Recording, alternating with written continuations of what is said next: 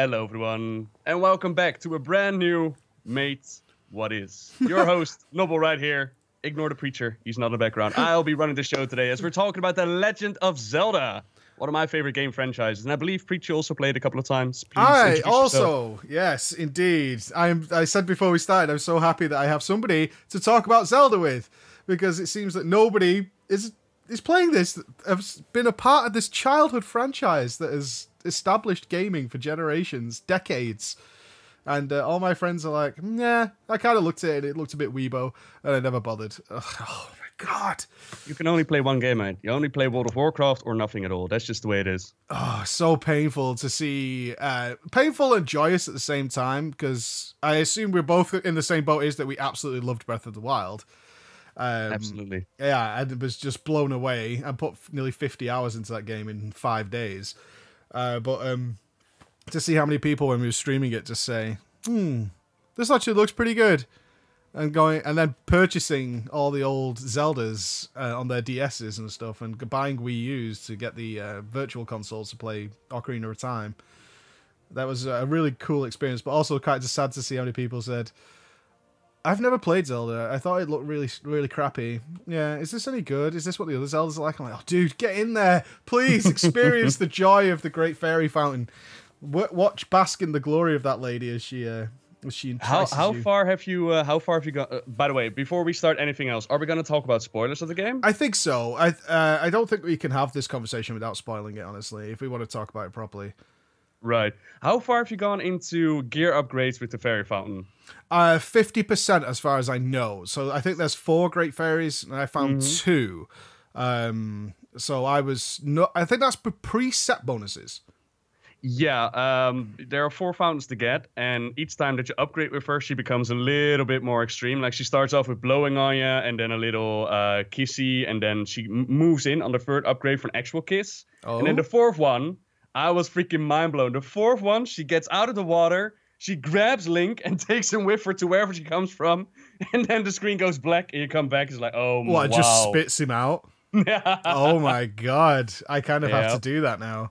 I was debating where to go after, because we both defeated Ganon, I believe. I was debating what to do next, because this game is so enormous, absolutely so full of things to do. I was debating whether I left it where it was for now, or do I go in and do what I want to do, which is explore every nook and cranny and see. Because even though I finished the game and opened every zone, I know I've missed probably 60% of the game so far. Yeah, if you're not going to go for all the shrines and whatnot, like, during stream you asked around if there was like a Dumpy character in the game, and there is. Everyone told me there wasn't.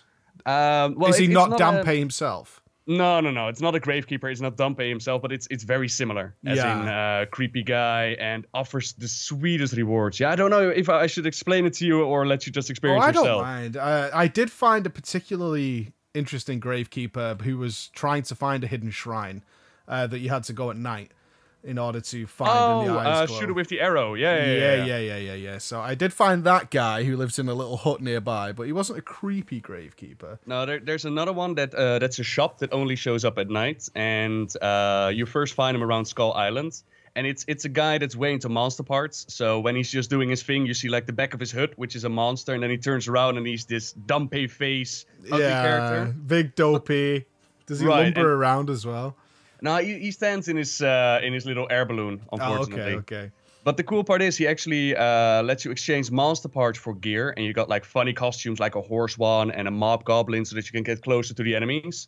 But the final one, the highest tier, is actually Shadow Link, which is so cool. And it lets you move around faster at night. What's going to be cool about this is I imagine we both actually played this game in a ridiculously different way, which is one of the great things about it, is you can play it in your own way. Because I just went full raider mode. So like as soon as I found there was a DPS set in the game, I was like, that's my set. That's what I'm upgrading. It looks like garbage. I don't care. This is what I'm going to wear. So by the end of it, I looked like Conan. The barbarian set. Yeah, the barbarian set was the only thing I upgraded in the whole game, because everything else was like stealth gear. I'm like, I do not stealth. I do not do that. Or cold resist or something like that. And I was like, no, there's a DPS set, and I found it, and that is my dream right now. You might hear a bit of doggy, but there's a lot going on in here today. Yeah, we'll make it work. But the stealth set. But the stealth set, the stealth section as well in the game. I was so happy to catch your stream live as you were going through that. Sweet Jesus, the banana people. Oh my God. I was keeping my... I don't rage quit anything. I've never rage quit a game in the last probably 20 years. But I could feel it beginning to lurk its head. Like, I'd locked it away forever. I mean, after all the Souls experience and the Bloodborne's experience, I'm not going to rage quit. But that section of the game was just infuriatingly long. And so painful. But eventually, once you figured out how it was supposed to be done, like I saw you way at the start, you were telling yourself, you know, when your soul is telling you to just go kill everybody, and I was like, you're so close, you got to kill one more dude and you're done. Yep. And you spent like the next 30 minutes trying to get there again. It was glorious. Yeah, I mean, to put some context on who hasn't played it, all you have to do is sneak through a thief's camp, essentially, or a clan camp. But there's no saves. That they do this regularly as well, is they put you into very difficult situations, and I think we should point out it's a pretty difficult game. You get one shot a hell of a lot. I don't know if you had a similar experience, but at the beginning, absolutely. Yeah, I just ignored you hard get pieces. hammered. I was like, I'm gonna get one shot anyways. I might as well go for stamina first, and then just go for hard pieces. Yeah, I went the opposite way, thinking surely they're only overkilling me by like half a heart or something, right? I mean, this is early game. And ultimately ended up with like 8 heart pieces, still getting one shot into the ground. I was like, okay, well, you know, this feels bad. It really does feel bad. But yeah, you have to collect a helm for the Gerudos. And you just have to sneak through these. Is it just 3 rooms? Yeah, pretty much. And you can even choose if you want to take out all the guards or whatnot. But you got to get through there. And the difference is, like, they had a similar section of Ocarina of Time, also in Gerudo Fortress. Yes, they did. But there, you actually had the option to shoot things with your bow. And now you had to use bananas to distract the guards. And once they're distracted, you can pretty much do anything. You can run up straight to them and then stab them. But you don't really know that. You're wondering, like, how do I do this? So you sneak up at them. Yeah, and then just the moment you're about to strike, they turn around. And your sneaky strike, which one-shots them, turns into a regular strike, which summons all the other guards, who are way overpowered, instantly kill you. And you got to restart all the way at the beginning. I was convinced of my own gameplay that even if they caught me, I was like, I'm going to kill them all. I'm just going to fight the battle. The war will be won. But there's no chance at all. And but I've got to say, after we did it and we went back into that area, because there's somebody who's locked in a cage, so we thought maybe we have to go and release that person, is we found tons and tons of different ways of doing that room that were never a part of my vision for how I would tackle the room. So there were boxes you could pick up, there were ladders you could go along the rafters above the room, and it turned out that they'd actually provided maybe 7 or 8 different ways of tackling that situation that just didn't become apparent to me because that's not how I play video games. And after going back, I was like, oh god damn, I could have done this in so many different ways than the nightmare I put myself through. But it's a general theme for Breath of the Wild as well. There's so many situations you can approach in different manners, which is why I find it a lot of fun to watch other people play the game. Absolutely. Because you've been there, right? And then you see them struggling and go like, oh, that's also something I could have done. Yeah, that's especially cool. When it's totally different. And you just see... I think this game appeals in so many ways to so many different peoples because it's pulled... And there's no getting away from it. It's pulled things from a lot of games to throw this in there. There's a hell of a lot of games. From Bullet Time, from Bayonetta Platinum-style games, when you do the perfect dodge, which is exactly the way I like to play video games. I love those games. To going full melee and avoiding every piece of damage and then getting into good melee combat. That was what appealed to me massively. Whereas other people are like, I want to go stealth, and you can absolutely do that. You can go full ranged if you want to. You can use all the environment, rolling boulders, throwing things down, knocking down fire barrels, whatever it might be. Every single scenario is just so different that when it didn't play my way, though, it did frustrate me. So the Linnells, I think they're called. I know the big guys. The Linnells, you know, like the big Minotaurs. Oh, the Lionels. Yeah, the tiger zebra thingies, yeah? Yeah, the Lionels were the best fights I had in the game. Easily, because they were instant one-shots if they got you. I tackled most of them when I was very early in the game, which meant they were big, long wars of attrition, because your weapons break, which I'm sure we'll get to in a second. And that was just, for me, that was amazing. It was just the best gameplay ever. Did you go to the water temple early on in the game?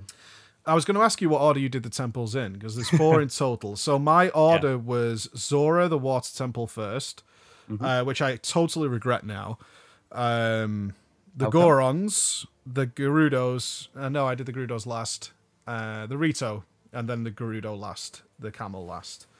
Right. What? I had Water Temple, and I think I did Bird one second, and then Goron's third, and the Camel last, which I'm very, very happy about. We didn't plan it out that way, but I'm very happy that we did, because you actually get an upgrade from the Bird Temple, which allows you to fly. Yep. And I saw you during the stream struggle with a puzzle inside the Camel, trying to get those 2 orbs, like the last puzzle you had to do. And I was sitting there, I'm like, am I going to tell you? You can just fly over the gate. No. You don't have to do the puzzle. You can just fly over the gate. No. I was so happy figuring that one out. I was terrified of streaming the game because I had to start 3 days later because we wanted to start it on a Monday. And I was just like, this is going to be horrible. People have already seen how to do every puzzle. They're just going to be like, no, just do this, do this. But frankly, my stream was pretty good about it.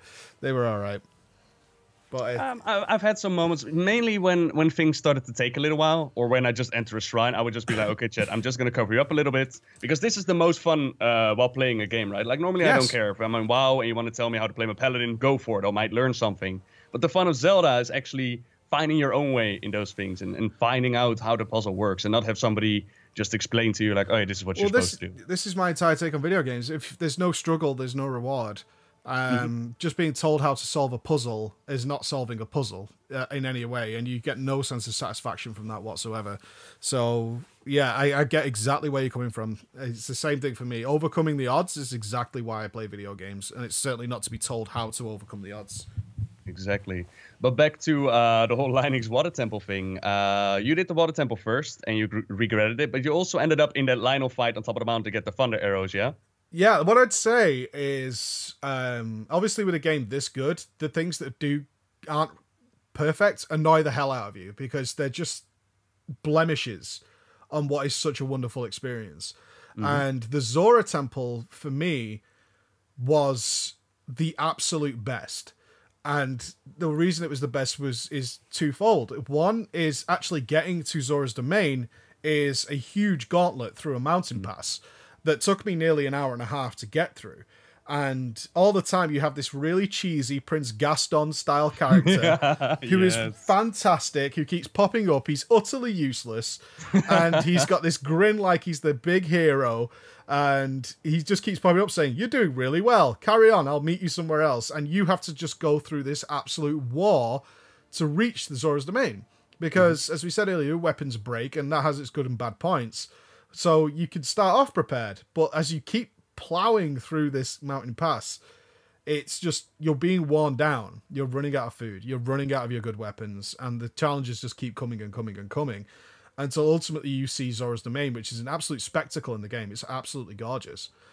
And then it's got the best story as far as I was concerned, because it had the whole thing with Mifa, who's the daughter of the king, who was in love with you. There's the senator who hates you because he hates outsiders. And they're all trying to work this out. And then it had the quest like you just mentioned, which is, it didn't give it to you. It said, you're going to need shock arrows for this, the electric arrows. There's only one way to get those, is to travel to the top of a very high mountain. There's a terrifying monster up there that you absolutely shouldn't fight in any way, which I accepted as a challenge immediately. I was like, oh, really? And you have to steal the arrows that he's killed people with, essentially. They're all dotted around the area. And you're supposed to go up there and stealth around and collect all the arrows, and then come back down, and you'll start the next part of the dungeon. Then you actually begin the assault on the dungeon.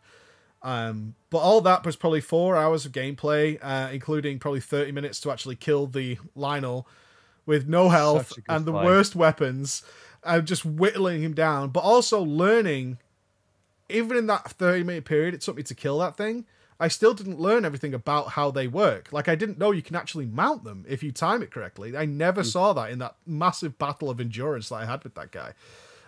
Is that you can even mount them, you can do all sorts of things to them. And then you entered the dungeon, which I think was, do you agree, was one of the better dungeons, puzzle-wise? It was... Absolutely. Even the entrance itself blew my freaking mind. Like, this was the first temple that I was going for, and I had no idea how they designed the temples in Breath of the Wild. And for those that are trying to compare it to older Zelda games, you can't really. Nope. Older Zelda games always had mini-bosses and rooms and keys to unlock, and here's... you go into one of these shrines, as they called it, these divine beasts. The divine beasts. Not divine beast, sorry, not shrine. And the divine beast itself is part of your puzzling, which is really, really cool. You get It was ingenious. Yeah, I thought it was really brilliant to make that part of the puzzle and find your way through it. And just the way that they let you get into it. Oh, I was screaming at the top of my lungs. It was like, yes, let's do it, man. Yep. Together with Prince Gaston, as you shoot your way in, it was you gorgeous. ride his back and you're fighting with... I suppose we'll have to talk about the Sheikah Slate at some point. You're riding his back to gain entry. And the manipulation that Nobble's talking about is that the first beast is an elephant and you manipulate his trunk. You have to tilt his trunk in various directions, which alters the water flows within the dungeons. And once I realized that, you're kind of assessing, I want the water to come through the ceiling over here, or I want it to move back, or you want to stand on it and get it to move to somewhere. And once you figured it all out, it made perfect sense. It was actually so easy to do, but it changed the whole dynamic of the dungeon all the way through it. Is to because the best thing about Breath of the Wild facing the puzzles was looking at it and saying, what do I have that I could throw at this that might work? And you can cycle through so many options. Maybe I can freeze this. Maybe I can magnetize it. Maybe I can actually stop it in time. Maybe I move the trunk. And you're like, what do I... And then usually it's a combination of all these things to make it work.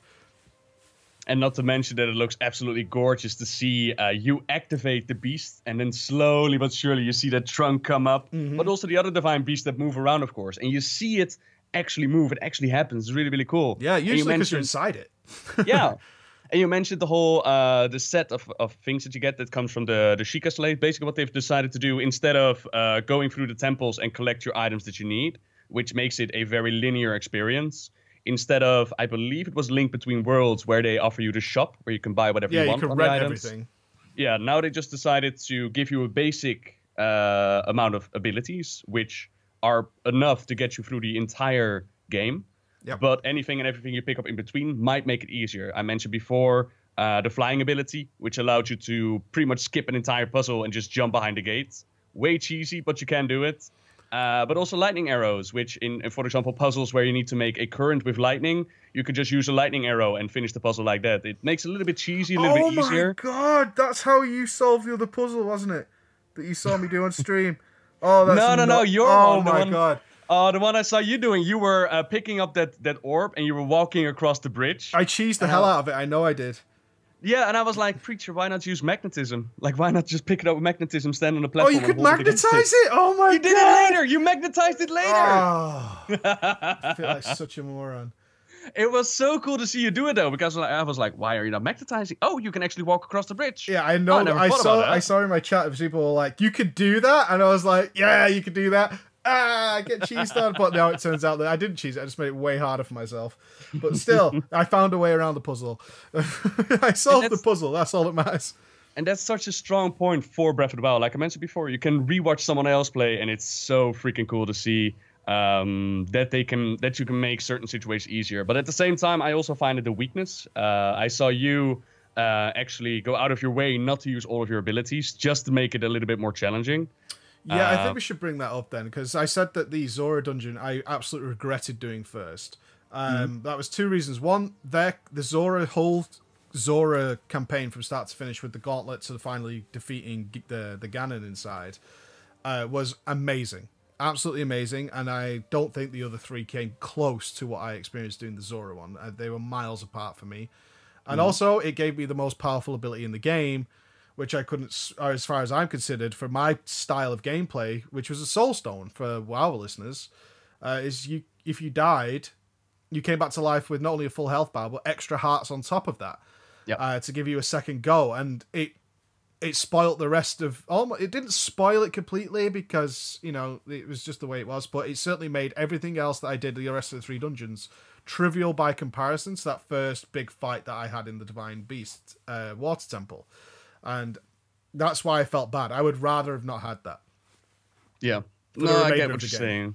Like, for a player like myself, I saw you do the fights, and you figured them out way quick, and you also got the flurry down really, really quick, and I believe you actually spent time on learning that. Well, that's my gaming background. Those kind of parries are those are Souls games, those are Bloodborne games. They make perfect sense to me as to how to, and again, with the Platinum games. So those are my favorite types of games that aren't WoW, is really difficult melee combat, games like that. So when I saw it was in the game, I was like, oh crap, and I know exactly how to do this. And I love it as well, because it feels so rewarding when you get like the perfect parry and you go into bullet time. Yep. But that's like for players like yourself, that definitely makes the fights a lot easier. For me, I was well happy with the resurrection ability. I definitely needed it. Even like you start relying on it. You're like, okay, I'm low health. I might as well die and get those extra bonus hearts. I think that was a little bit too much. I think a fairy kind of thing, like full hearts again, that might have been better. But the ability that for me stood out is the lightning one. The lightning one just trivializes pretty much anything you encounter if it's off cooldown. Yeah, so you're talking the Lionels we talked about. You can just free shot them and kill them. The island that you did with where I saw you struggling against that big fat guy to get the orb of his necklace. Yeah. I just cheesed it. I just used lightning 3 times and he was dead. Like it's no fun when you got that power. Yeah, it's. I think the overall impression here is the power creep in the game is very real, because they've chosen to make it completely open world and say go wherever you want. But obviously, when it comes to balancing the game, you have to assume that they're going to there for the first time. So they might be facing the Water Temple as their first dungeon. They might be doing the Goron one as first temple or whatever. And therefore, as soon as you've done one, that instantly makes the rest of them easier. And of course, then when you've done 2, it makes the last 2 significantly easier. And when you've done 3, the 4th one's a real pushover. You're not going to struggle there. So the easiest fights I had in the game were further down the game. Yep. The further the game went on, the much easier the game got. And that is one of my big criticisms of the game, is that the game was nerfing itself as it went on. Instead of increasing the difficulty and the level of challenge, I actually found the game got much, much easier the more I played it. Which is not... I mean, what you tend to do in an RPG for me is that you should be aiming to collect gear, armor, those kind of abilities, because the challenges are becoming much, much more difficult as you go further, and you're going to need those things. But in this one, because you could tackle Ganon from the first 20 minutes of the game, you get the quest to go and kill Ganon in the first 20 minutes, is that, in fact, it just made the game much, much easier the more I played it, and that was something I really disliked, is that I felt like I was overpowered. Pretty much after I'd done the Water Temple, I felt like I was overpowered at that point. That's when a lot of the challenge started to disappear for me. And I was seeking out extra challenge. So you mentioned earlier, I didn't use I considered, I mean, it's a personal taste, overpowered weapons. I wouldn't use frost weapons. I wouldn't use the Master Sword in most cases. I didn't use the Lightning Strike that you just mentioned there. I only used the Lightning Strike against, I don't know what your experience was with them, the Frost Talos guys. Because screw those guys. Oh, completely screw those guys. I see you fight those. Yeah. Because I used if it you touch them, you're frozen. And then they just kill you. Those enemies suck. But they're so funny as well, because they have a really silly soundtrack that comes on whenever you're fighting one of those. But it's a good point that you make, though, because the part of the RPG is, of course, becoming stronger. And when you open up all the dungeons, absolutely true. But I feel that especially it becomes clearer that you're definitely overpowered is during the final battle. And I remember your opinion about it as well, and it was similar to mine. I thought that Ganon could have been a lot better. I thought the Ganon fight was the worst fight in the game by miles. It was almost soul crushing that they decided to take that path. So I guess we have to explain that path for those who haven't played it. Is that the journey before you get to Ganon is to activate these 4 divine beasts, which are the 4 temples of the game. But what actually happens is very similar to Flame Leviathan in World of Warcraft, is if you have all 4, they squash, they ion cannon, essentially, Ganon at the end of the game to 50% HP. He's not difficult at all, like, to kill that last 50% HP if you're appropriately geared. I mean, I think he only hit me once, and I absolutely crushed him into the ground in the first try. And then the second part of the fight, you can you die? When you get the light arrows? It's pretty much unless I was actually wondering if you had to get a horse for the final part or if they give it to you. I think you actually have to get a horse because all the speedrunners also go out of the way to actually tame a horse. Otherwise, you have to do it on foot, right? Oh, okay. But I hardly doubt that anybody actually ever died there. It's like, okay, you've beaten the game, so the part before that is supposed to be the challenging part. And again, I took a little bit longer with Ganon because I didn't get the whole flurry thing down. But Okay. once you notice, like, okay, this, I didn't even know you could reflect the shots with your shield by yourself. I just thought you could only do a reflecting shield. So I had to learn that during Ganon fight. So that was a little bit more challenging. But I also, I tried to remember now if you fight Ganon at 100%, if you don't do the temples, or if you just fight all the 4 temple bosses in a row, that absolutely happens. You get the 4 temple bosses first before you fight Ganon. But it's such a shame that they decided to lower his health, give you like one final phase, and then the freeloading phase where you just ride around and shoot those light arrows and finish it.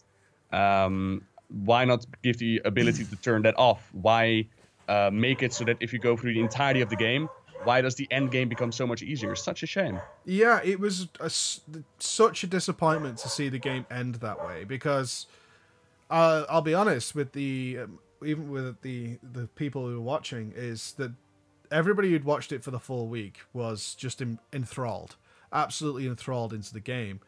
And then the attitude or the atmosphere that changed after we did the Ganon fight was everybody was turned off by the game. Like, I don't want to play this now because that ending is so bad and so uninteresting. And it probably didn't help that I one-shot it, because it made it look like it was childishly easy. Which, for me, it was. It just made no sense. It was. I think I killed him so quickly that I was looking around for another phase. I've watched the VOD back, and I'm like, okay, he's going to go into phase 3 now, or another phase. Nothing happens. He just dies. And then you get this extra bit where he turns into a big dog for some reason and stands perfectly still in the middle of Hyrule Field, and you just ride around him and shoot him, and he doesn't move.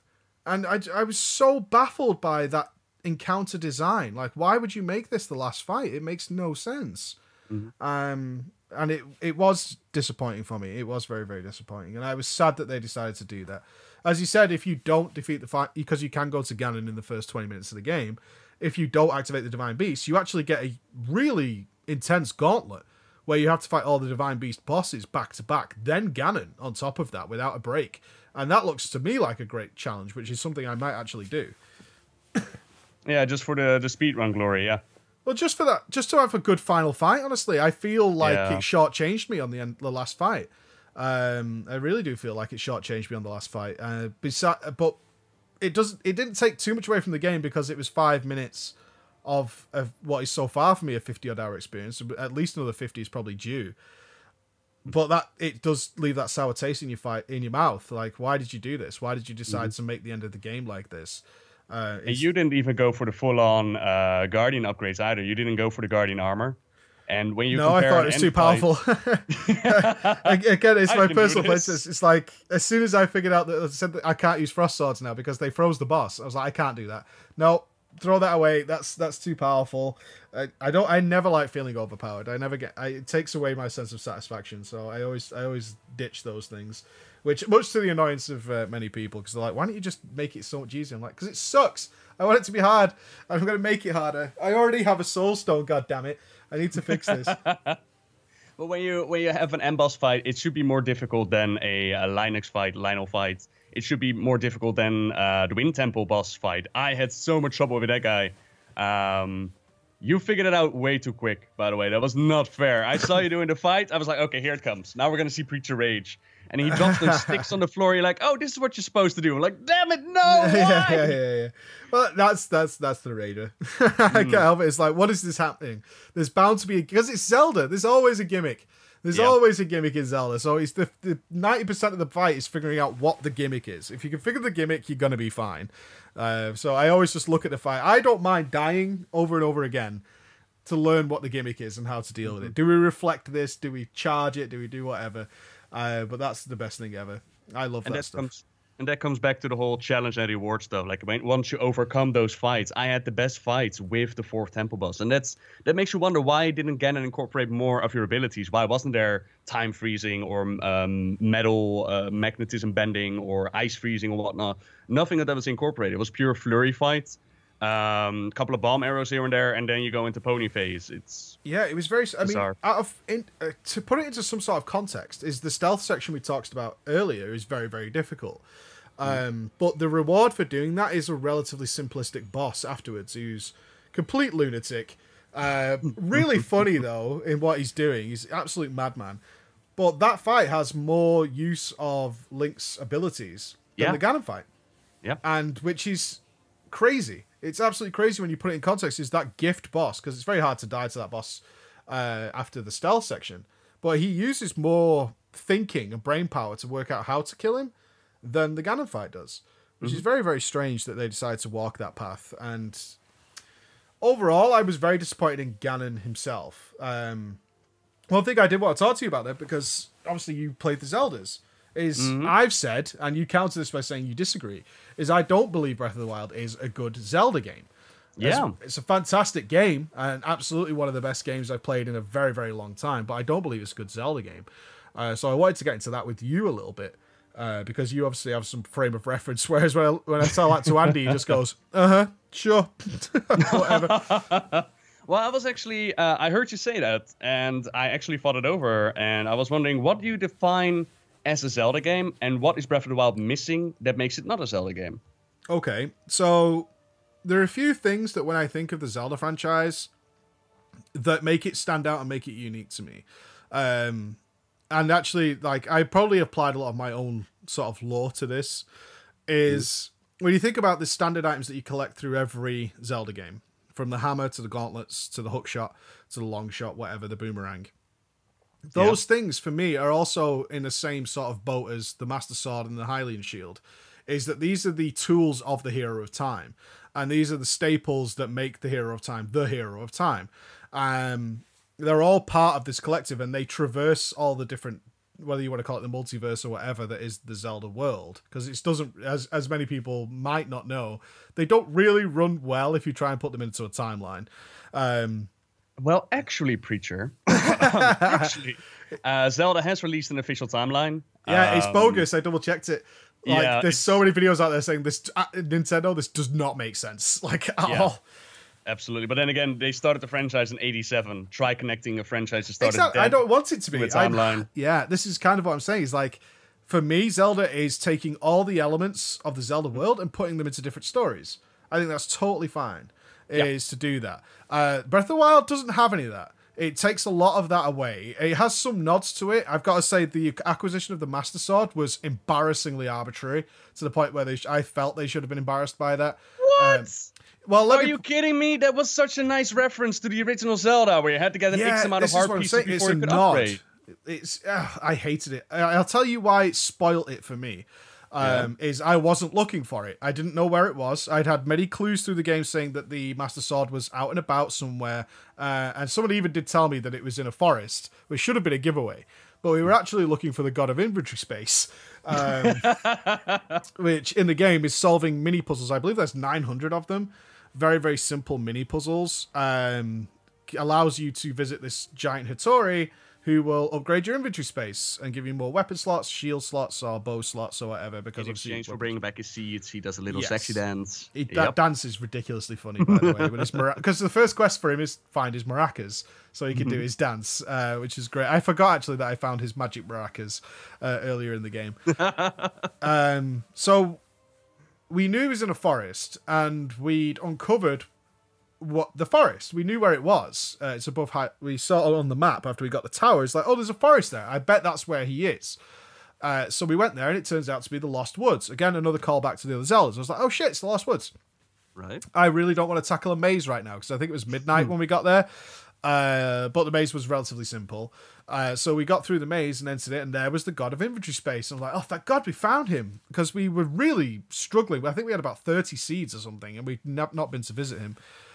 So we went up to and upgraded it, and as I'd finished, I was like, cool, I'm going to log off from that. I turned around, and there is the goddamn Master Sword. And I was like, oh my God, it's right there.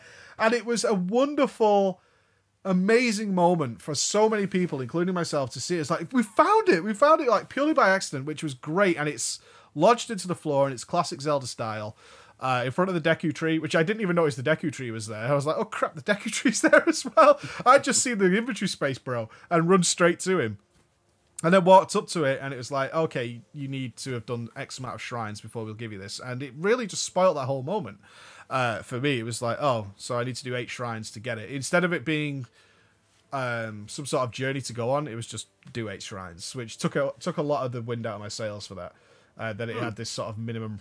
It's just like a life requirement. It annoyed me especially because everybody kept, even in the forest, telling me you're the hero of time. And it's like, well, apparently not, because I can't lift the bleeding sword that everyone's telling me is my sword, but apparently I can't have it. So I'll be back later on. And when I actually did get it, it was kind of annoying because it didn't have that reward of actually pulling it out. It was like, I'd done the 8 shrines. Okay, I can go get the sword now. Just give me the sword now. Yeah, just give me the sword. It's so weird though. Like we have a complete different experience of that, because I was going out of my way trying to find the Lost Woods, because everybody was like, "Ooh, your sword! Remember your sword?" I was like, "Yeah, I remember my sword." When I finally did find the forest, which took me forever because I went to every other forest except the Lost Woods. Oh, did you? I was finally there. I was like, "Oh my god, Lost Woods!" And then when I tried to pick it up, the Deku Tree was like, "Okay, you can try, but you need to have a certain amount of life in you, a certain amount of power. You need to prove yourself worthy of picking up this sword after getting your ass kicked." It's like, I'm going to try Deku Tree. It's going to be great. So I pull it out. I nearly die. And he's like, okay, Link, that's enough. You're clearly not strong enough. Go back, get powerful, and we can try again. So the second time I come around, still didn't have enough heart pieces. I'm like, you know what? Let me just give it another try. So I pull it out. I'm like, okay, sure, the Deku Tree is going to stop me before I die, right? Nope. He just lets you flat out die. Yep. Just be like, nope, you're not worthy. You're not worthy of this sword, young man. And then everyone's telling you, that is your sword, though. I'm like, I know that's my sword. But you lost it. You got your ass kicked 100 years ago, making you unworthy, and now you had to prove yourself again by doing the shrines, by prove yourself to the monks and getting these heart pieces. I quite liked it. I thought it was a very nice touch to the original one. What I think might play into this for me is I'm not sure that I liked the acquisition of heart pieces, and this goes back to exactly what started this conversation. The acquisition of heart pieces and stamina were done via the shrines, instead of what I really liked in a lot of the Zelda games was really fun and silly mini games, and real sort of side quests that rewarded these things. This time it was very arbitrary puzzle solving, with a very sort of set in stone. It's four shrines gets you a heart, 4 shrines gets you a heart, instead of, in the past ones, it was getting milk for people, taking masks to everybody. All that kind of stuff is what makes Zelda for me. And none of that is in Breath of the Wild. That's not entirely true, though, because some shrines are open and ready to go for you. But other shrines will require you to do those minigames. There is one in Kakariko Village, which you need to get the orb from Impa from. But before you can get the orb, you'll have to do all the mini-quests. And the mini-quests involve catching fireflies, bringing the cuckoos back to their nest, and a couple of other things. And there are more shrines like that. Like, absolutely, there are a couple that are just open and ready. While a lot of them, the journey to the shrine is actually your challenge. The 3 ones that you get near the Master Sword in the Lost Woods as well. One is a gauntlet where you have to run through. One is a sneaky mission. And one is...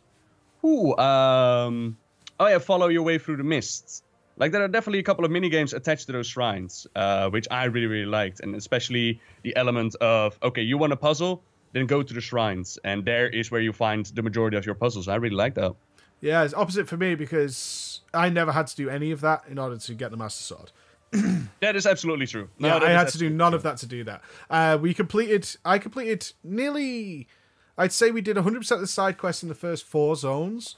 Until we hit the really big ones, like building your own village, which that one is so good. Which I've done now, and it's just hilarious from start to finish. It did have those things, but it didn't feel like the Zelda for me, which was open world exploration might reward a heart piece. Especially in like the old ones where you could see the heart piece, and you're like, how do I do that? And it was like part of the open world puzzle. Instead of it being very locked down into it's 4 shrines, and that'll get you the reward. Go and find the shrines. Which is what I ended up doing for the Master Sword. It's like, right, we need 8 shrines. Let's just go to a new zone. There's 3. Let's go to another zone. There's another 3. And there's another zone. There's another 3. And that's how I ended up getting it, which really sort of like felt like busy work in a lot of other open world games, where you're just kind of like going through the motions rather than having an exciting moment. Because when you finish that last shrine, okay, now I can get it. And I have to go to it. I don't worry about it. I never got that sense of satisfaction of pulling the sword out.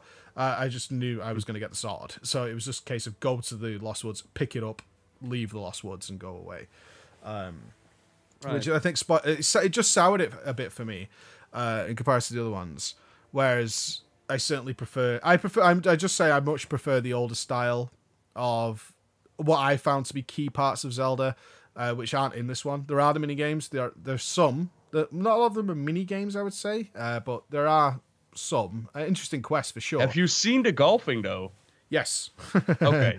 Yes. Just to talk about mini games. Yeah, the golfing and a lot of the mini game stuff actually opened up towards the end, like surfboarding and the flying ones.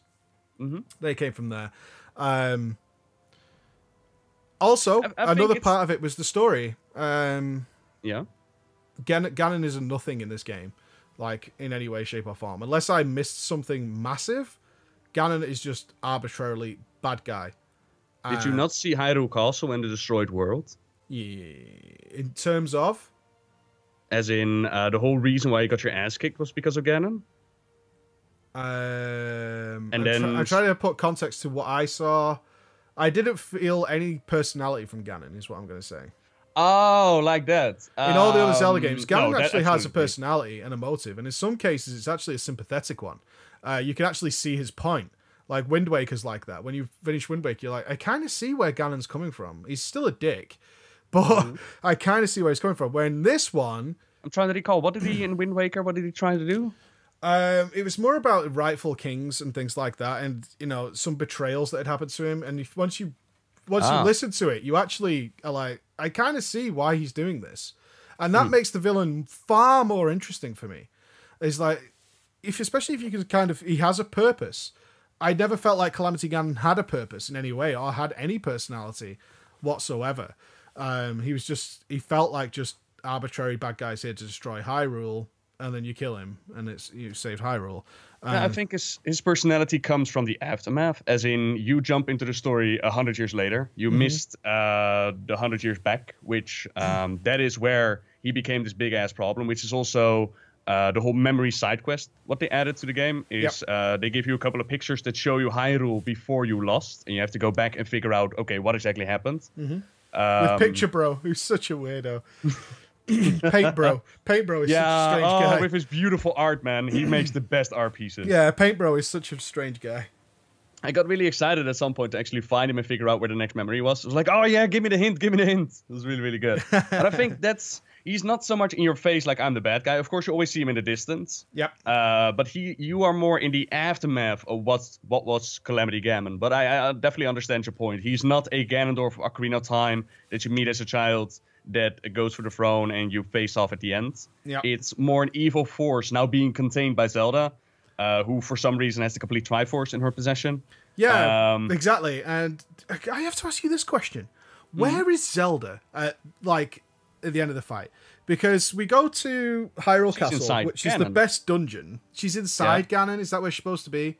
Yeah. Because you go into Zelda's bedroom, and you get this completely an interesting story, an interesting flashback. Yeah, those are her memories, by the way. She basically written down what you find with the memory side quest. Yeah, exactly. And you find out that she had romantic feelings, and Link was like, I cannot speak. I was holding on the side. And which is great because he does eventually open up. But I loved the way it started. It's like he's got to bear these burdens alone and all this kind of stuff. But then you actually go into the Sanctum and Ganon pops out. And there was no big moment with Zelda for me. It was, do you know what I mean? She's distracting him and she gives you light arrows. But other than that, it was all very sudden. I don't know whether it's just this ending was just so massively sudden and done.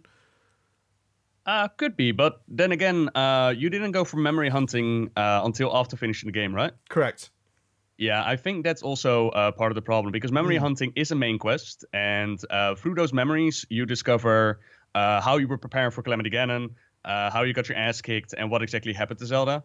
Oh, that's fantastic. I'll definitely do that, because that has definitely left me with, like, Ganon in this one just being an absolutely generic, faceless, bad thing. And that was it. Yeah, well, it also goes back to the whole Skyward Sword story arc, where they established, like, recently they've been starting to establish a major story arc in Legend of Zelda, which is very hard to do, considering that it started in '87. But Ganon is like this primal force that is in constant conflict with the goddess Hylia, which is embodied by Zelda, and the courageous hero Link, which is us. And that's Triforce there is just The Legend of Zelda. That's the basic story where they build up the entirety of the rest. And in this one, Zelda, as you go through the memories, you learn that she is very hard trying to struggle and find the ancient power of her family. Well, she wants to give up, doesn't she? I mean, essentially, she wants... I mean, I saw those... I didn't do the whole memory thing. Did some of the memory thing. So, I mean, she essentially wants to give up and just work on the Guardians. No. She just has the Guardians as their backup plan. Like, they're preparing for when Calamity Ganon comes back. And she goes to all the shrines. She goes to Wisdom, Courage, and Power, which is why I think is the reason why she has the Triforce, because she embodies all three things. Yep. Maybe. It's never really fully explained. Could be in a DLC. Who knows? And then she uses that power near the end to, like, we get our asses kicked. We lose against Ganon. He turns those divine beasts against us. And she finally realizes what she can do. I won't spoil that for you, but 100 years later, she comes out again, and she's like, Link, I knew you could always do it. Looking fresh as well, by the way. It was the storyline that I saw just before you fight Ganon, where she's on the bridge looking at the Guardians, and her dad comes out, the king, and he's like, you need to sort this out. And she's just like, I've tried, I've done everything I could do, I can't do it. Please let me focus on trying to get the Guardians to do exactly what we want. Because they're getting close, aren't they, is what they're saying. They can't, because they're 10,000 years old is the Sheikah technology it's supposed to be. That's the last time Ganon appeared, right? It was 10,000 years ago. I think so. It could also be that he appeared in between and they just never dug up these ancient relics. I don't think so. I think the idea is that 10,000 years ago he came and they won. And now he's coming back. And that's what they're preparing for. And she can't unlock her goddess power. And as much as the king's like, you need to do this, sort it out. And she's basically at her wit's end trying to sort it out. And she does say to him, as I'm sure she says, like, this is not working. I should work on the research for these. Because she's been working with Robbie, and I have to ask you what you think of that character who's reverse aged herself, because it did not sit well with me. I don't didn't use the word cringe funny. often, but I was cringing so hard on that one. It was not funny. They missed the mark a lot there with the snap. You had to say the snap thing. Yeah, I noticed the Japanese influence completely, but God, that was just frustrating. Yeah, it was. It was just so painful to watch. Because I'm sure they thought it was funny. Yeah, I totally agree. Maybe to say it missed is we're old, statement. Mate. We're getting old. We're just not getting it anymore. Maybe. I found all the other stuff funny. I mean, a maraca playing Plant Bro. I'm into it. I could live with that. What about those builders though? The building your town guys. Oh, with the gay foreman? Right? So awesome, that guy. And they've got all them quotes. The only thing that made me... let's talk about building the house then, because it's such a strange thing to add into the game, is that you can build a rather crappy house. I think that's fair to say. It's a pretty crappy house. And they live in your garden. They just live in your garden, the builders, even after they send one away. With the whole wedding thing, they finally move away. It was like, nice, my garden is clear. Nope. And then they come back, it's like, no. Yeah, I know, right? And they just live in there. And they have the best dialogue. Every time you choose an upgrade for that house, they have a little saying to each other. Like, they have mottos. And I thought it was going to be like, the foreman is very overly camp, but the other guy isn't, the other builder. But he's so into it as well. He's like, hell yeah, let's do this. Let's get our saws moving, baby. Let's rock and roll. But yeah, I love those man. His little dance that he would do, it was beautiful. Yeah, but was great. That age lady, even after figuring out her storyline, like she was 110 and then they started to reverse her age, I was like, I just don't find it funny. Did you read the diary? Because the diary is so long. Yeah, I read it all on stream. A diatribe. So did I. I read the whole thing out, and it's like, today I'm 6 years old. And then she goes on about that, and I can't reach the shelves anymore. I'm like, I don't care. I really don't care. And then she... But to go back to the whole Zelda story arc, finish the memories. That is all I'm saying. You'll figure out what happened to her, and you'll figure out how that all went down. So I'll withdraw my statement on the Zelda thing until I see to your original point with whole Ganon and him not being as charismatic as something like Ocarina of Time, I wholly agree. He's more floating out there like... and you see it in the distance, like that's your end goal. Yep. And when the end goal comes, but it also falls back to what a shitty fight it is at the end. When you compare to Ocarina of Time, you had the lightning ball reflection, light arrow, beast Ganon, smack his tail, finish him off in the head. It was a whole ordeal with freaking castle crumbling in the background, and this was 2 phases and you're done. Yep. It was. I think there's for me the issue with the game, which takes it away from being one of the perfect games, is all these things working together. One, the open world was simply incredible. And I've played a lot of open world games, and I've seen a lot of people talk about open world fatigue. It's like a done genre. For me, I think open world is the platform, because other people have compared this to Witcher 3. You can't compare the Breath of the Wild to The Witcher 3. They're completely different games. And just saying it's an open world game doesn't mean a hell of a lot for me. Open world is like MMO. It doesn't matter what the start is, it's what's in it. And Breath of the Wild consistently, every 10 to 11 minutes, blew my mind for 50 odd hours. And a big part of that was not always checking the map. So sometimes you just go off course. And anybody knows that if you play a lot of most open world games, in fact, is you'll hit a wall or you'll hit something that's kind of like, okay, there's nothing here, and you know that. There's no point in Zelda Breath of the Wild where you're traveling across a bleeding mountain that looks empty where you think there's nothing up here. There is. There's something here. And occasionally you're going to come, well, not even occasionally, regularly, you're going to come around a corner and just see something magnificent and interesting that makes you go, I need to go and see what's going on there. And that happens to me all the time. Like the labyrinths in the game.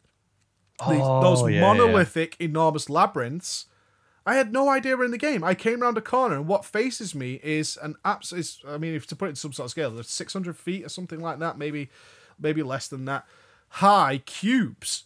And I was like, what the hell is this? What? And you have to go in there. You're compelled to go and see what's going on there. And that or you can cheese it and fly like I did. That's also a thing. Oh, you cheese! Stop making the game easy. I did all the labyrinths legit, but I did them in the wrong order. I'll be honest. I did the hardest first, not knowingly, and the last one I did was by far the easiest. It was crazy easy compared to the other labyrinths I'd done. But what you mentioned about open world, that was one of my frights or my fears when they announced that it was going to be open world, is just a massive sandbox with nothing in it. But as you mentioned, wherever you go in Breath of the Wild, there will always be a reason to go there, either for an upgrade or for some materials or whatnot. And you will always, even if you just go off course and play for 2 hours, you'll find yourself doing stuff. And you'll be like, I haven't accomplished anything, yet I've done a whole lot of things. And that's a great And I had a great load of fun doing it. And usually you have picked up something. It might even be some seeds. You know, I mean, how many times were you playing and you came across just some stones on the floor and you're like, oh, okay, it's a seed puzzle. Or there's some stones coming out of the wall, or there's some the little windmill things that are blowing, and you're like, okay, this is something. And then you move on and you do something else. Golf course. Or a massive sand whale. Exactly. And I haven't seen the sand whale, by the way. Dude, go do it. It's Have you so seen cool. Yulon? I'm calling it Yulon because that's why I need to discover the shrines. That's also what I wanted to touch upon. Is the game actually doesn't tell you that much. It doesn't have a companion that talks to you like go here, go there. But it does show you what you can do. And amongst your travels, you'll run into a couple of dragons flying around. Yep. And you'll Massive just look at dragons, it. by the way. Yeah. They're huge. And you'll just be like, wow, can I fight you? What can I do with you? And you don't really know. Like, you can figure it out. You can try stuff. But I shot arrows at it. Temples. Exactly, fire arrows at it. I was like, it's on, baby. It might be 300 feet long. Shoot some arrows at it. But yeah, and it went back into a portal. I was like, damn it. Yeah, but that is actually the thing that you're supposed to do. But there's also a temple where they show you what you're supposed to do with these dragons. And I really, really appreciated that. I was like, okay, I could have looked up a guide. It could have explained it to me. But the game explains it to me. And that was a very nice touch. And you'll find it in more situations where there are... I went out of my way to go to Tingle Island. I wanted to see if Tingle was in the game. And all I could find was this metal slab on the ground. And I had no idea what to do with it.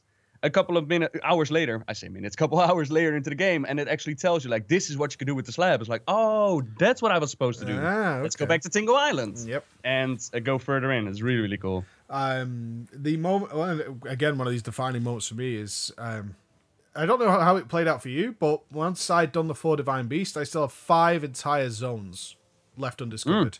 That I went out of my way to get the zones done. Yeah, same. The game never gave me recourse or reason to go there, and it was like, so part of me thinks from having a lot of experience in open world is like, okay, well, these kind of going to be bare bones, maybe. I mean, they're not big story stuff. They're going to be extra filler content, you know, padding out. Nope, not in the least. I found completely rich, busy, full, exactly like the main story zones. Things are going on there, and I was blown away by that. you would 10 minutes you're traveling across the top of some snowy mountains with a storm so thick that you can't even see anything. Yeah. And then I was in a deep jungle, a very Donkey Kong style jungle actually. Is it called Farron, that area, which was utterly rich with life and all kinds of crazy things going on there. And these were all zones that the game didn't send me to for the main quest at all. I could have finished the game easily without going to any of them. But coming across there's a bridge that feels like about a mile-long bridge across a river, and that's where I first saw the dragon. And it was so late in the game, I'd already killed all the 4 divine beasts, and I came across this 300-foot dragon flying around over this bridge, and I just stopped and was like, oh my god. Wow. This is incredible. This is just an absolutely amazing feeling. And that never stopped me. It never went away at any point while I was playing, which is why the little things that do bother me, and I've got to stress, they are so minor, were amazing. Yeah. Let it down. Sorry, yeah? Yeah, that let it down. Just those little tiny things. They play up, they feel huge in your mind because you had such a great time, and these little annoyances, they just took the edge off a little bit. What I really appreciated was with the whole opening up the maps. And for those that haven't played the game, it's very Far Cry-esque, as in you got to climb a tower and unlock the map. Yep. But what they do better than Far Cry is that each tower has their own obstacle to overcome. Yeah. Like a mini puzzle. Like figure out how you're going to make your way up there while enemies are fighting you, or while black splooge is on the ground, or how are you going to get up those towers? Right? Just figure out how you're going to get up there. It doesn't matter how you do it. You could cheese it. You can fly up there with your ability, or you can go in the hard way and figure it out that way. I really liked it. I was fearing that it was going to be another Far Cry where it just felt so tedious climbing every single tower. Yep. But thankfully that didn't happen. No, not in the least. When you mentioned the minor things that annoy me, I don't know how it was for your experience, but I found inventory management and controls could definitely have worked on. And music. So we're talking about the broken weapons now. Oh, in fact, I wanted to talk about this during the bad Zelda game. There's no musical elements to this one, which I always consider a real staple. In fact, none of the music in Breath of the Wild makes me. I can't remember any of the songs offhand. There are a couple. The major one, and apparently in an interview they said that they wanted to do it because they wanted to set a tone in the game. When you go out in the open world and you explore, you hear a couple of piano plings here and there, and that's it. And they wanted to give you the feeling as in it's all gone, it's destroyed. I didn't get that. I just missed the music. I mean, I liked the Lon Lon Ranch stuff when we got to the stables. They did some remix of Lon Lon Ranch, and of course you get the Zelda theme when you're doing the castle. But it's it's like a redone version of it. But for the vast majority of the game, it's atmospheric, sure. But I mean, I missed the musical element so much. Absolutely, that was one of the major things that I talked about as well. Like, where is my Hyrule Field? Like, dun dun dun dun. Yeah, and even playing music, having an ocarina or a Wind Waker or a flute or whatever. Because I actually went back yesterday and played some Wind Waker with Emma, because that's more of a childlike puzzle game, and Emma's not a gamer. So she could figure, it was nice to play with her doing that, because it's not overly gameplay based. Like Breath of the Wild is, you got some serious melee combat and stuff in there. Which this doesn't. You just press A. I love Wind Waker combat though. It was so much fun. Yeah, it's cool. It's very, very simplistic. So, for someone who's a non-gamer and likes solving puzzles, it was great to play with my wife. But I completely forgot that I had the Wind Waker.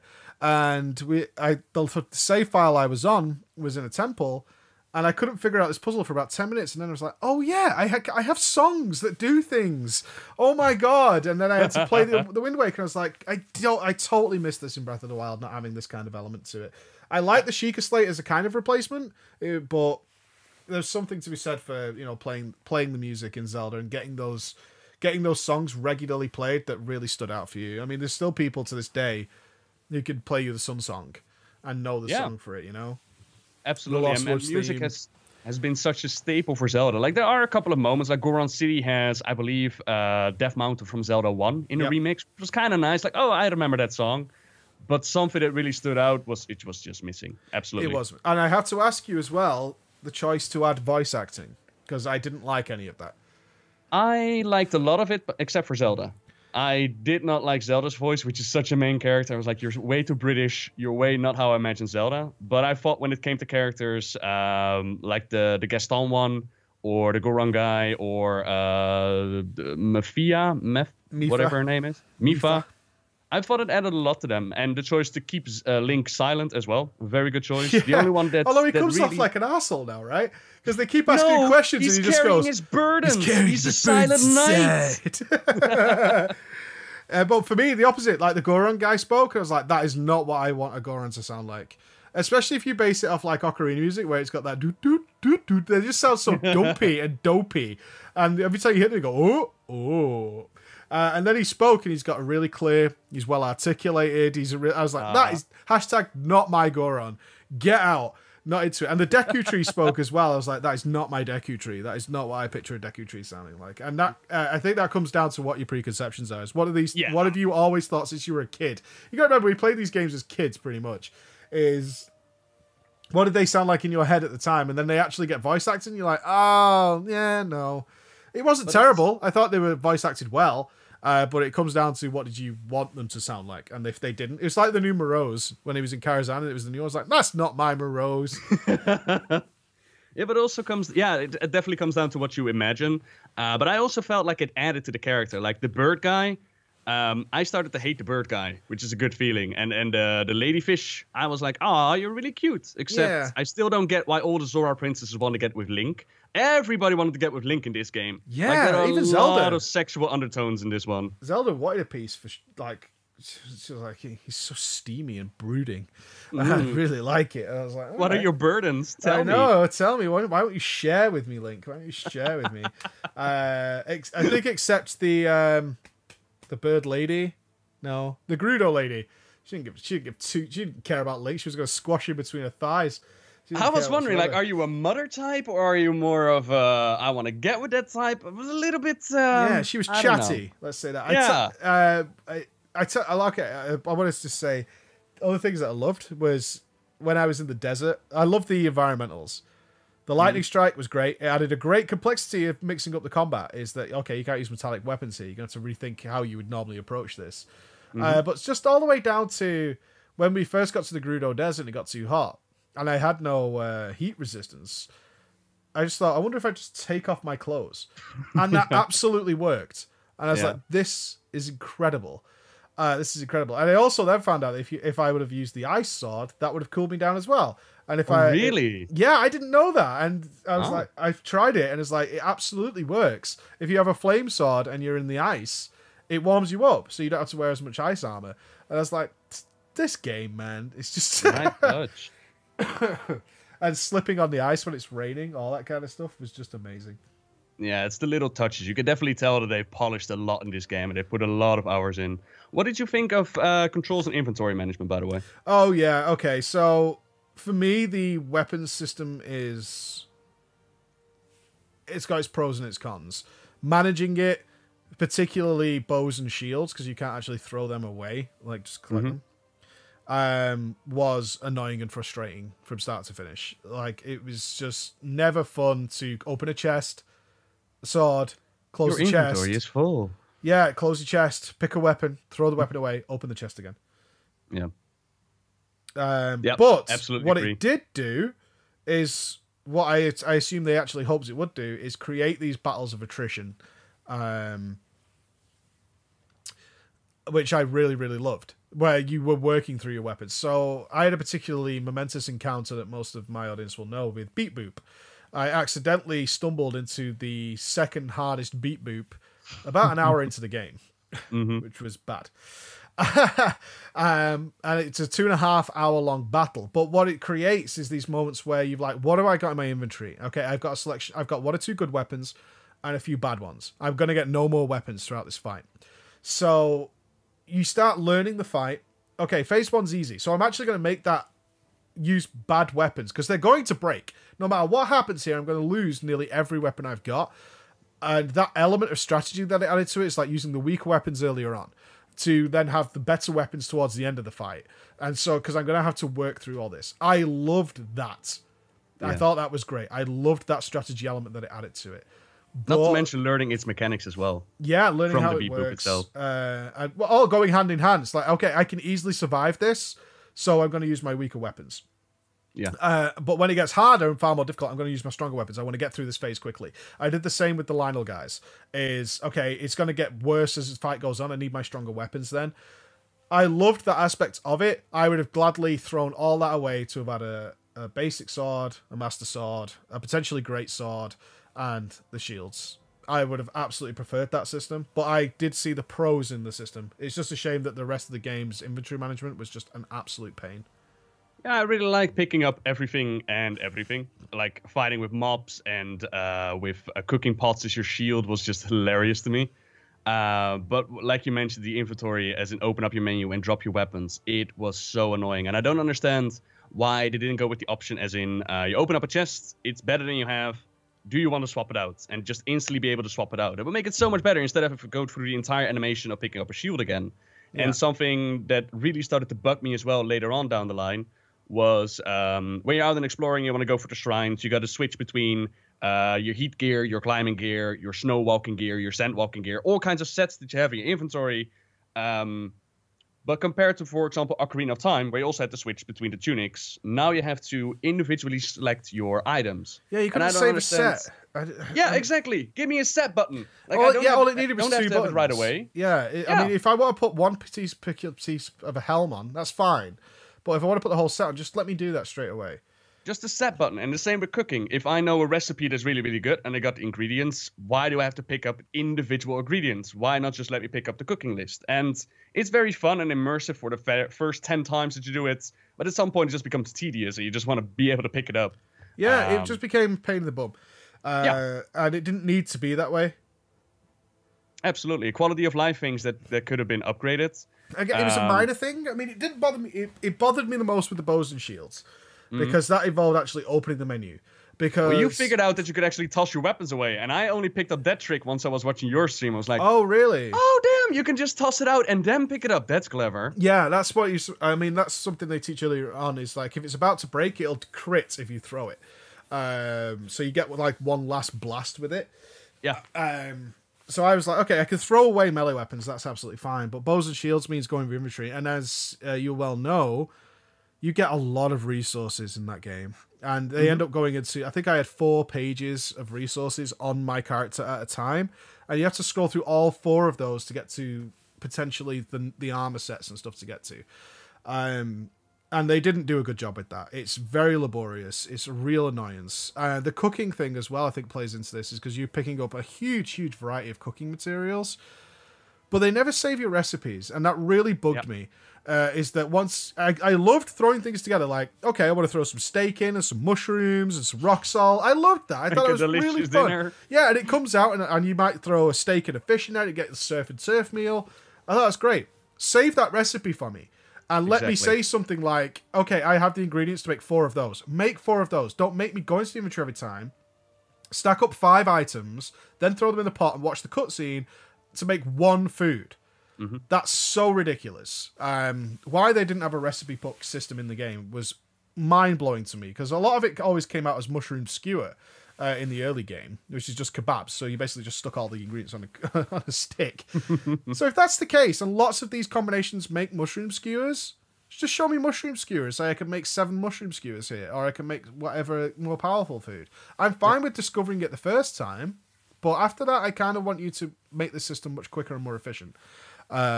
Which they didn't do at all. So I actually, strangely enough, I went into most battles in the game unprepared because I couldn't be bothered cooking the food. I never said it on stream, but it felt like I was just wasting time.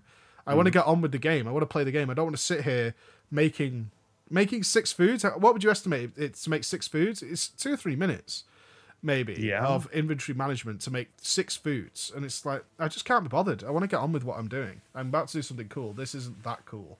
And there are quicker ways of doing it. But for example, I found an NPC that pays high price for a baked apple. Yeah. So I got a lot of apples. I had like 90 in my inventory. And I had to go 5 at a time to turn them into baked apples. It was just tedious. Yeah. It really, really was. I loved the money system, though. I really enjoyed the money system, especially... I missed my rupees at the start. I was like, where are my rupees at? Yeah, it felt weird. It felt like, wow, they've really been stingy on rupees. And then you go, oh, no, they haven't. You're just storing them in your inventory and waiting to turn into money. And they gave some cool Zelda-style things, like the Gerudo lady in the Goron City who's like, I really like jewels, but it's going to change. But I will pay more than what a shop will pay. So doing all that kind of stuff was very, very cool. And it filled out the world. I never felt this world was empty at any point. I felt like I could keep going. I had some outstanding, memorable moments. The island of what's it called?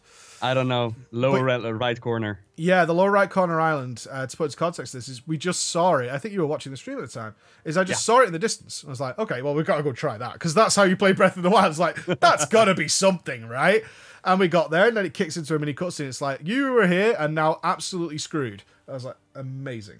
So it takes every item off you, and puts you in this castaway situation where you've got to survive the island. And just figure out how you're gonna do it. And I was watching you do the one of the orbs requires you to get it past water, and in my mind, a orb is not supposed to float. So I thought to myself, how am I gonna do this? And chat mentioned there was a raft. I was like, oh yeah, if we get the raft over there, we can get the orb over there. And turns out that was the completely wrong thing to do because the orb despawned. And I was watching you and you're like, well, let's just try if it floats. I'm like, it's not supposed to float. It's an orb. And of course it worked. And it worked. Well, we've got to for science these things. But well, again, the challenge came in there. Surprisingly difficult game. Is you had no save. And it's and your first time through, it's an hour or so to do that island.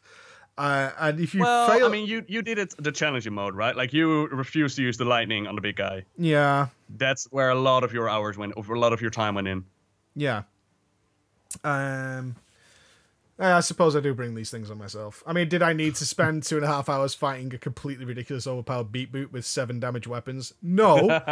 Did I feel good after I killed it, though? Yes. And that's the important thing. That's the important thing. Well, there you go. I think that's everything I've got to say on it, man.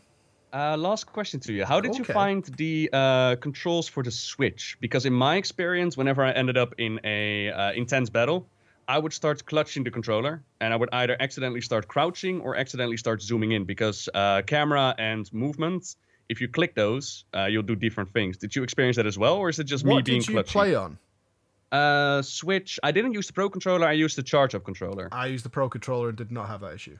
Not at all. Okay. So you used the Joy-Cons in the holder?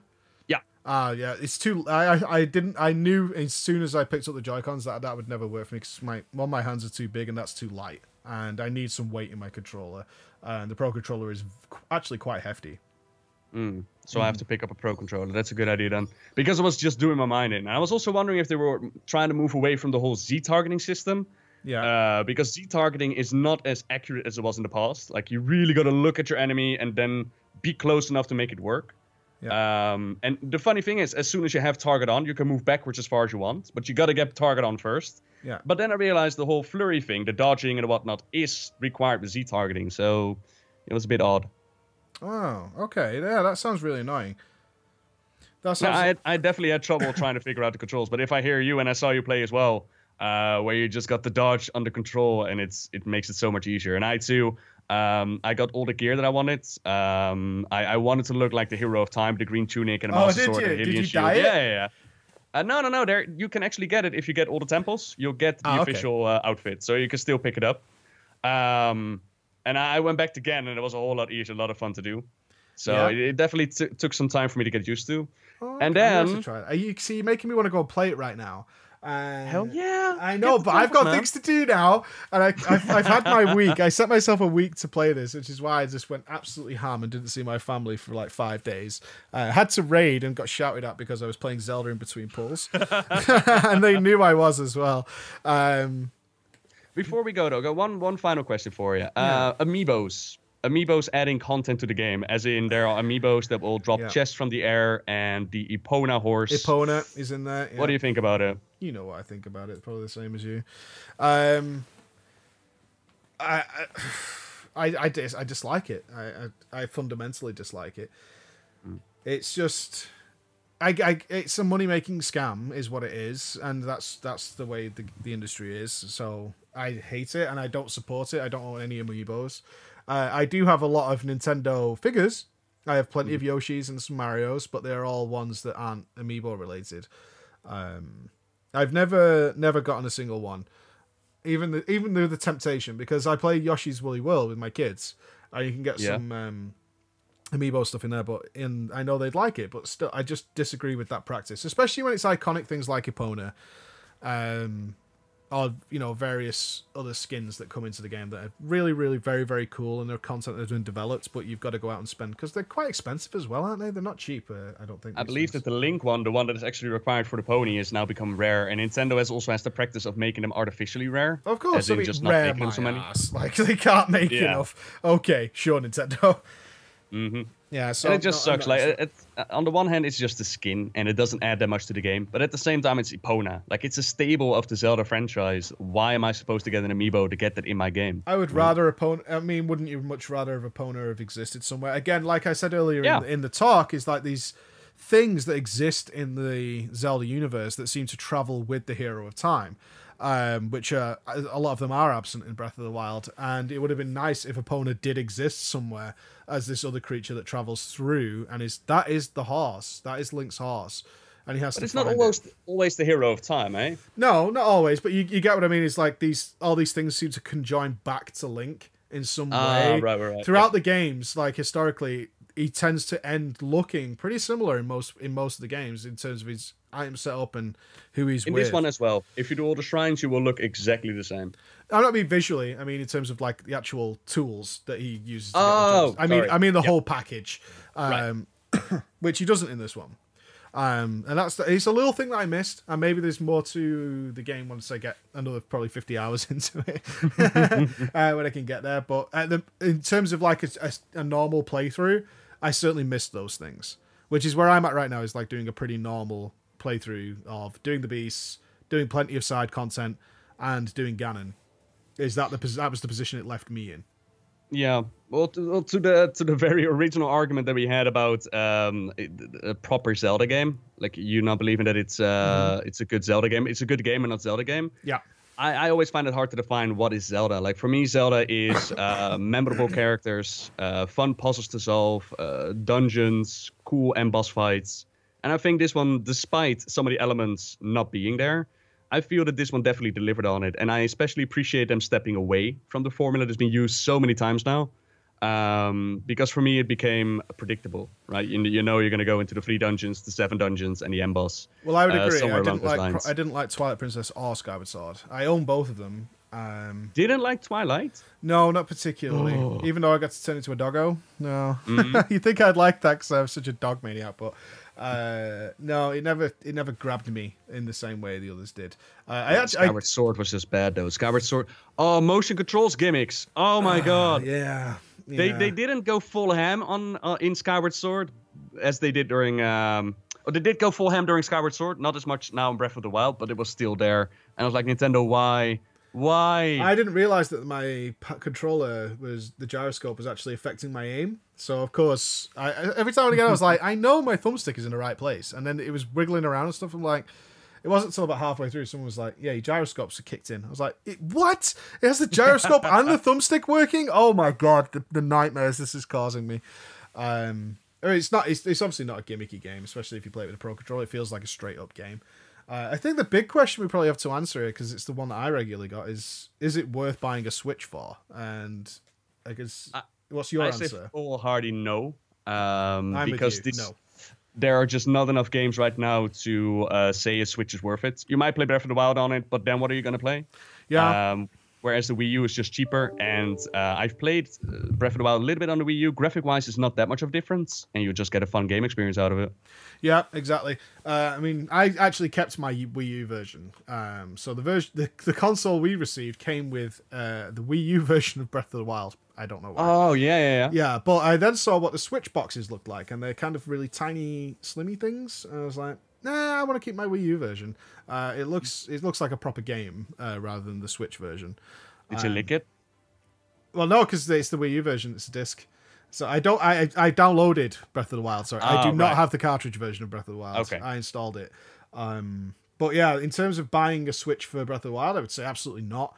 Certainly if you're fresh to the franchise, picking up a Wii U, which also has Breath of the Wild, and it has HD updates of Majora's Mask and Ocarina of Time, and Wind Waker is...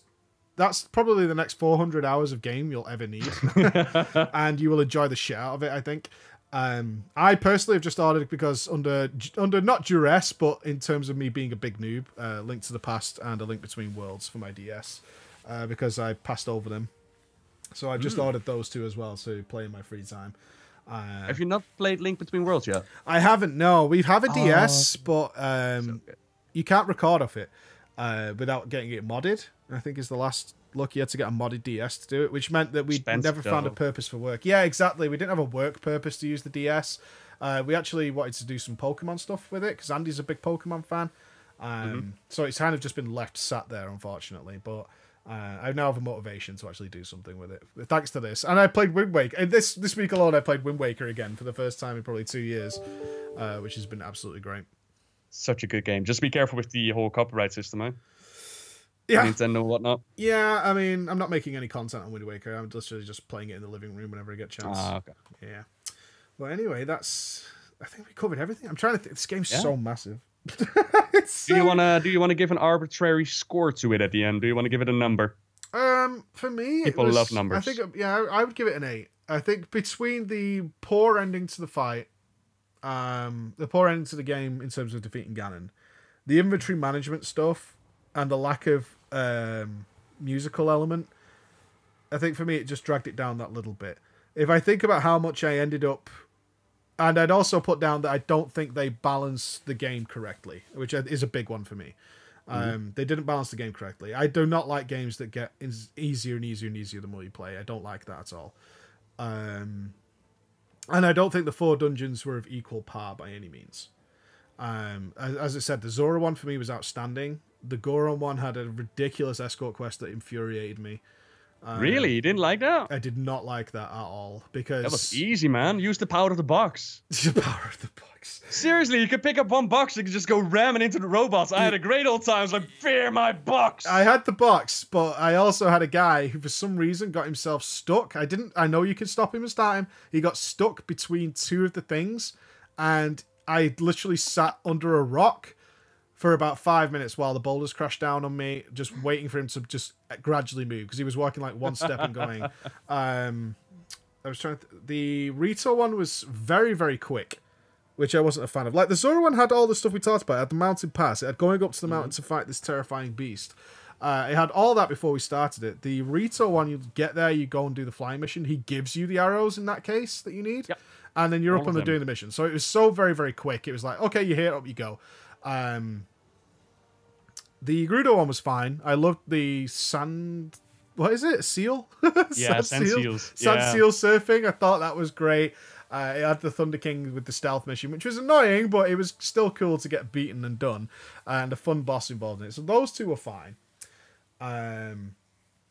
It was just generally that. That those 2... I didn't think the game was balanced, which I had to take another point of that. For me personally...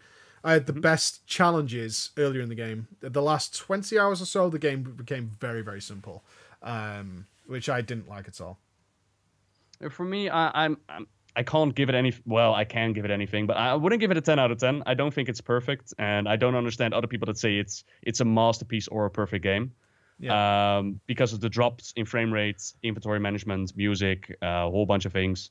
But I do have to give it a solid 9. There hasn't been a game that has grabbed me like this one in a very long time, that actually entertained me for a week. I think I put in like 60 to 80 hours, and I could still do more if I wanted to. Yeah. Overall, just a fantastic game to play. And for anyone that wants to get into the Zelda franchise, I would recommend this one to pick it up. But don't expect this one to be the standard for all the other games. The other games are way different than this one. Yeah, Mario Odyssey should be great, hopefully. But obviously, if you're a Mario fan, you'll probably for buying the Switch, for me it was, I know I'm going to play Mario Kart, I know I'm going to play Mario. I've been Nintendo, it's been my only console for forever now. Yep. And the rest is just play on PC, so absolutely, that's why I go Nintendo fanboy. I was just thinking about the frame rate issues. Never bothered me this time round, I've got to say. Well, it was just noticeable, and I'm thinking to myself, if a game is supposed to be a masterpiece, then there shouldn't be any frame drops. Oh, I agree. I mean, if you're designing the game for the Switch, it should run great on the Switch. I think what the compromise they made is that in 95% of all scenarios, it's perfectly fine. But if they do throw too much at it in these rare occasions, it drops a little bit. But I have to say, it was so rare and so minor that it never bothered me. But I have a kind of different feeling on console stuff. I understand that they're limited to try and balance cost between what's mum and dad going to buy for their kid, rather than us with like swaggy PCs all day. Yeah, like, that's to put it, if my game goes below 60 FPS on my PC, it's going in the bin. But on a console, I do have some forgiveness whether or not that's agreeable in other people's eyes. I don't mind. I'd rather that. I understand that if they can get it to work 95% of the time, it'll stay. It's 30 FPS, isn't it? And it stays at 30 unless these random occasions where it will drop a little bit. It never bothered me, is what I'd say. It certainly wasn't a game like chugs. I would not say the game chugs at all. No, but I've heard from, or at least I read during your chats, the M-boss of the Sky Temple. Oh, yeah. Or the camel, the camel. Apparently had a lot of dropped frames during that battle. And I can imagine that if you're playing on a Wii U in a boss fight and it starts dropping frames, that is not a fun experience. Yeah, can't say for the Wii U, but it definitely was when there was huge amounts of effects going on, because they have all that open grass, which you can chop down to find fairies and things. All that grass plus wind effects plus explosions. It's when everything goes on at once. There's definitely dropping to like 20 probably, 20 FPS. But again, as somebody who's just recently played like Ocarina of Time, I think it's 15 FPS that game or something. I'm okay with it personally. But yeah, I get the point. I gotta pick up Ocarina of Time again, man. Oh, such a good game. Yeah, unfortunately, I 100%ed that as a kid, so there's nothing left for me to find. I could do Majora's Mask again. There were some things I didn't do in that. But I'm going to do Link Between Worlds and Link to the Past first. Also excellent games. All right, thanks everybody. Yeah, thanks so much, everyone. Do you want to do the outro now? I did the awkward intro. You can do the outro. Okay, so we'll put this up there, but obviously you should know who Nobble is. If not, it's Nobble87 on YouTube. Yep. Yeah, Nobble87 on YouTube's for all that lore stuff where he corrects me as he just did in Zelda about the story. And if you want to learn how to parry, because he can't do that, you can come to my channel, which is Preach Gaming. If you want to know how to play games, go to Preacher. If you want to know the story behind it, go to me. It's a good teamwork, see? It works. Oh, bye-bye. Excellent. Thank you so much, everybody, for listening in. And until next time. Oh, don't do that sexy outro. You gotta do see ya. I'll see you guys again. Oh, come back again now, you hear?